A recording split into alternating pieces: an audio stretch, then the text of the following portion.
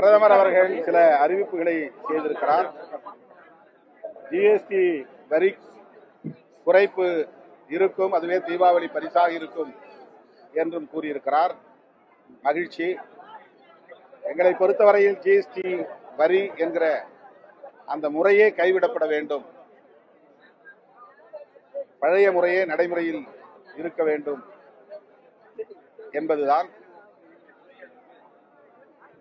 என்றாலும் கூட நல்ல அறிவிப்புகள் வருமானால் அதை வரவேற்கவும் பாராட்டவும் கடமைப்பட்டது. சார், இது என்ன சொல்றாங்கன்னா, பீகார் தேர்தல் சில வடமாநில தேர்தல்களை மனசுல வச்சுட்டு இது மாதிரியான அறிவிப்பை வெளியிட்டு இருக்காரு அப்படின்லாம் சொல்றாங்க.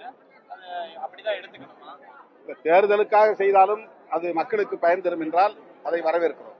குறிப்பா சுதந்திர தின உரையில RSS பத்தியும் பேசியிருக்காரு. ஒரு 100 ஆண்டுகளுக்கு மேல RSS ஒரு தன்னார்வமா செயல்படக்கூடிய அரசு சாரா நிறுவனம், அவங்களுக்கு என்னுடைய பாராட்டுகள்னா அப்படின்னு செங்கோட்டையில இருந்து அதை பேசியிருக்காரு. அது தேவைதான். அவர் ஒரு RSS ப்ராடக்ட் என்பதை மறுபடியும் அவர் மீள் உறுதி செய்திருக்கிறார். ஏற்கனவே நாம் சொல்லியிருக்கிறோம், RSS பாசறையில் வளர்ந்தவர்கள் தான் இன்றைக்கு நாட்டை ஆண்டு கொண்டிருக்கிறார்கள் என்று. RSSின் செயல் திட்டத்தை தான் படிப்படியாக நாடாளுமன்ற ஜனநாயகத்தை பயன்படுத்தி நிறைவேற்றி வருகிறார்கள் என்று சொல்லியிருக்கிறோம். அதனால்தான் இன்றைக்கு நாடு முழுவதும் மதத்தின் பெயராலும் சாதியின் பெயராலும் பதற்றம் நிலவுகிறது, வன்முறைகள் வெடிக்கின்றன. RSSஐ சுதந்திர தின விழாவிலே அவர் பாராட்டி இருப்பது ஏற்புடையதல்ல.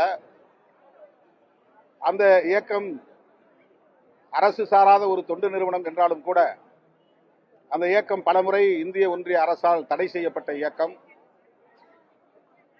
சிறுபான்மை சமூகத்தினருக்கு எதிராக வெறுப்பு அரசியலை பரப்புகிற இயக்கம். சாதி அடிப்படையிலே இந்துக்களை அணிதிரட்டுகிற ஒரு இயக்கம். இந்து பெரும்பான்மைவாதம் என்கிற பெயரால் மக்களை பிளவுபடுத்துகிற ஒரு இயக்கம். அப்படிப்பட்ட ஒரு இயக்கத்தை 140 கோடி மக்களுக்குமான பிரதமர் சுதந்திர தின விழாவிலே பாராட்டி பேசியிருப்பது ஏற்புடையது அல்ல என்று விடுதலை சிறுத்தைகள் கட்சி சுட்டிக்காட்ட விரும்புகிறது.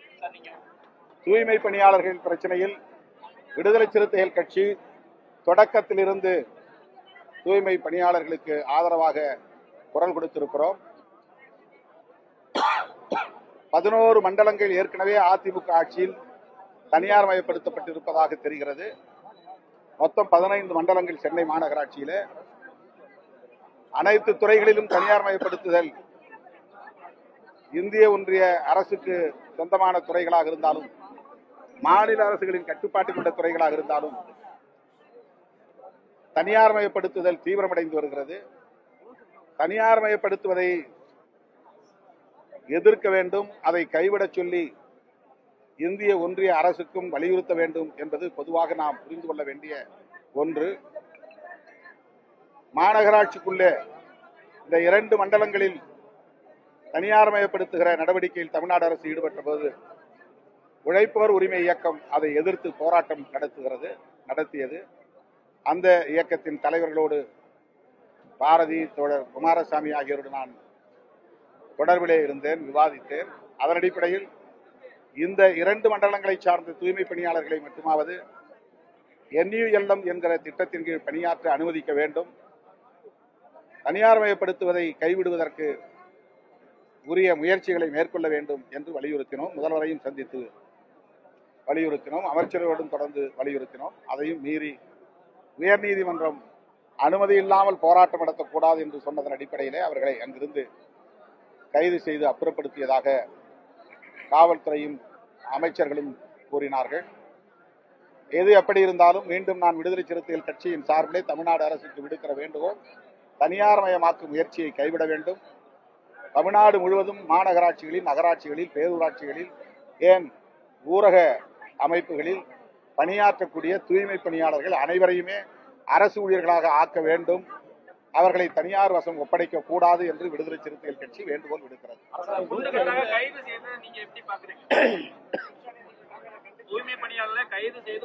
அது ஏற்கனவே கண்டித்திருக்கிறோம். அதுபோல போர்ஸ் பண்ணி அவர்களை கைது செய்திருக்க தேவையில்லை. இந்த கைது நடவடிக்கையை மட்டுமின்றி அவர்கள் மீது வழக்கு புனைந்ததையும் கண்டித்திருப்பதோடு அந்த வழக்குகளையும் திரும்ப பெற வேண்டும் என்று மீண்டும் வலியுறுத்துகிறோம். சார், இந்த விஷயத்துல உங்களையும் குறி வச்சு பேசுறாங்க சார். குறிப்பா தமிழிசை என்ன சொல்றாங்கன்னா, திருமாவளவன் சரியா குரல் கொடுக்கல, அவங்கெல்லாம் ரொம்ப லேட்டா வந்தாங்க. நான் 4வது நாள் போனேன். இல்ல நீங்க முக்கியமான 5வது நாள் நான் போனேன். 4வது நாள் எம்எல்ஏ சிந்தனைச்செல்வன் போனாரு. 6வது நாள் முதலமைச்சரை சந்திச்சோம். தொடர்ந்து 7வது நாள்ல இருந்து 13வது நாள் வரையிலும் அந்த போராட்ட குழுவினரோடு தொடர்பில் இருந்தோம். அமைச்சரோட பேசினோம், நேரு அவர்களோடு பேசினோம், சேகர்பாபு அவர்களோடு பேசினோம். முதலமைச்சரோடு பேசினது மட்டுமில்லாமல் அது தொடர்புடைய அதிகாரிகளோடு பேசினோம். தொடர்ந்து அந்த களத்தில் இருக்கிற விடுதலை சிறுத்தைகளை திடீரென்று ஒரு நாள் சில நிமிடங்கள் வந்து போனவர்கள் விமர்சிப்பது வேடிக்கையாக இருக்கிறது. அவங்க என்ன சொல்றாங்கன்னா, தூய்மை பணியாளருக்கு ஆதரவா கூட்டணி விட்டு வெளியே வருவாரா அப்படின்லாம் இல்ல, கேட்கறாங்க. இது ரொம்ப இதை வச்சு அரசியல் பண்ணுவது ரொம்ப அது ரொம்ப அற்பமான ஒரு அணுகுமுறை. அது அதாவது தூய்மை பணியாளர்களுக்கு நீதி கிடைக்க வேண்டும் என்பதை விட இந்த பிரச்சனையை பயன்படுத்தி திமுக கூட்டணியை உடைக்க வேண்டும், அதுதான் நோக்கமா இருக்கு. அப்ப இதையும் அவங்க அரசியல் ஆதாயத்துக்கு பயன்படுத்த முயற்சிக்கிறாங்க. தூய்மை பணியாளர்கள் பணி நிரந்தரம் செய்யப்பட வேண்டும் என்பதுதான் முதன்மையானதா இருக்கணும். அடுத்து இன்னொன்னு தூய்மை பணியாளர்கள்ல பெரும்பான்மை தலித்துகளா இருக்கிறாங்க. அதனால தலித்துகள் தான் இந்த பிரச்சனையை பேசணும், திருமாவளவன் தான் பேசணும் அப்படிங்கிற ஒரு பார்வையும் ஏற்புடையதல்ல. இது எல்லோருக்குமான பிரச்சனை. ஏன் இது அதிமுக எடுத்து போராடக்கூடாது? அந்த 13 நாள் என்ன பண்ணாங்க? கடைசி நாள் போலீஸ் போய் அவங்களை கை வைக்கும் போது தானே எடப்பாடி பழனிசாமி அவர்கள் வாய் திறக்கிறாரு. இந்த வாய்ப்பை பயன்படுத்தி 13 நாள்ல தொடர்ந்து அதிமுக அந்த போராட்டத்தை தலையிட்டு இருக்க வேண்டியதானே? ஏன் தலையிடல? அவங்க பிரைவேடைசேஷன் பண்ணாங்களா, அதுக்கு என்ன அவங்க பதில் சொல்றாங்க? 15 மண்டலங்களை 11 மண்டலங்களை அவங்க தனியார் மயப்படுத்தினாங்கல்ல, அதுக்கு அதிமுகவுடைய பதில் என்ன? அரசாணை 152 போட்டதே அதிமுக தான். தனியார் மயமாக்குவதற்கு மதுரையில் நாங்கள் விடுதலை சிறுத்தைகள் சார்பில் துப்புரவு தொழிலாளர் சங்க சார்பில் பலமுறை ஆர்ப்பாட்டம் பண்ணிருக்கோம். சென்னையிலும் ஆர்ப்பாட்டம் பண்ணிருக்கோம். 182 அரசாணையை திரும்ப பெறணும்னு. அந்த அரசாணைப்படி தான் இப்ப இந்த வேலையெல்லாம் நடக்குது. இந்த வேலையை தொடங்கி வச்சதே அதிமுக தான். இன்னைக்கு போராடக்கூடிய யாரும் அதிமுக தனியார் மயப்படுத்தும் போது ஒரு வாய் திறக்கலையே. இது நான் திமுகவுக்கு டிஃபெண்ட் பண்ணல. ஏன் இந்த அரசியல்? திமுக செஞ்சா எதிர்க்கணும், அதிமுக செஞ்சா வேடிக்கை பார்க்கணுங்கிறது தான் இங்க இருக்கிற அணுகுமுறையா இருக்கு. திமுக கூட்டணியில் இருக்கிறதுனாலே நாங்க இந்த பிரச்சனைகளுக்கு துணை பெறுவோம்னு அர்த்தமா? நாங்க இது பிரச்சனை இருந்துட்டு தானே போய் பேசுறோம். கூட்டணியில் இருந்தாலும் அதை பத்தி நாங்க ஒரி பண்ணிக்காம, அதை பத்தி கவலைப்படாம முதலமைச்சர்கிட்ட போய் நாங்க அழுத்தம் கொடுக்குறோம்.